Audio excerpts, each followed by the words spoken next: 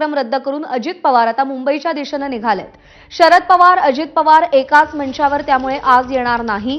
उरळी कांचन इथल्या कार्यक्रमामध्ये काका पुतणे एकाच मंचावर येणार होते, मात्र अजित पवार हे तातडीने मुंबईच्या दिशेला रवाना झालेले आहेत। पुण्यातले त्यांचे सगळे कार्यक्रम त्यांनी रद्द केलेले आहेत, ज्यामध्ये उरळी कांचन ग्राम सचिवालयाच्या उद्घाटनाचा देखील कार्यक्रम होता आणि या उद्घाटन प्रसंगी शरद पवार आणि अजित पवार एका मंचावर येणार होते, पण ते आता होताना दिसणार नाही। मिकी घई आपल्याला अधिक अपडेट देईल। मिकी, पुण्यातले कार्यक्रम रद्द करून अजित पवार मुंबईकडे तातडीने येण्यामागचं कारण काय? प्रज्ञा, जर आपण बघितलं तर उपमुख्यमंत्री अजित पवार यांचे पुणे जिल्ह्यात आज बरेच कार्यक्रम होते। सुरुवातीला पुण्यातील उरळी कांचन जे ग्रामपंचायत आहे त्याच्या नवीन इमारतीचं उद्घाटन शरद पवार आणि अजित पवारांच्या उपस्थित होतं, मात्र अजित पवार तात्काळ मुंबईच्या दिशेने रवाना झालेले आहेत। त्यांनी सगळे जे कार्यक्रम आहेत पुणे जिल्ह्यातील ते आज रद्द केलेले आहेत।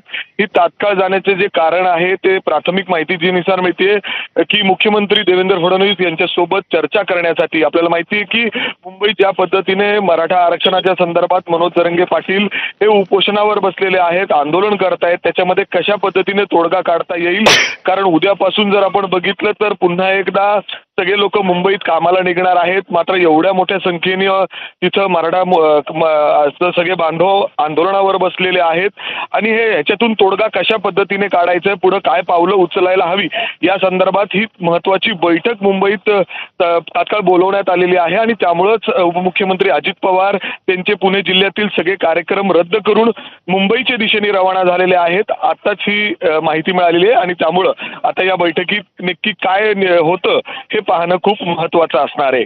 प्रज्ञा, मिकी, धन्यवाद दिलेल्या सगळ्या सविस्तर अपडेटसाठी। तर आणखी एक महत्त्वाची अपडेट आपण सविस्तर पाहूया। शिंदे आजच दरेगावातून मुंबईमध्ये परत येणार आहेत। खरं तर ते आपल्या दरे या मूळ गावी गेलेले होते।